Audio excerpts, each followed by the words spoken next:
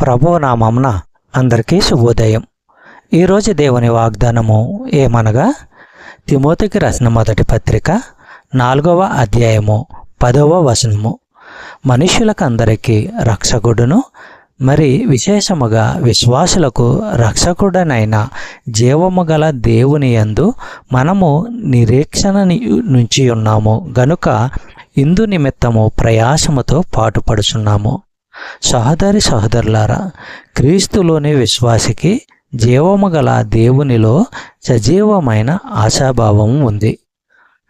కొరింథీయులకు రాసిన మొదటి పత్రిక 15వ అధ్యాయము 10వ వచనము మనము పరిశీలించినట్లయితే, అయినను నేనేమై ఉన్నానో అది దేవుని కృప వలననే అయ్యి ఉన్నాను, మరియు నాకు అనుగ్రహింపబడిన ఆయన కృప నిష్ఫలము కాలేదు గాని వారందరికంటే నేనెక్కువగా ప్రయాసపడినది నేను కాను, నాకు తోడై ఉన్న దేవుని కృపయే.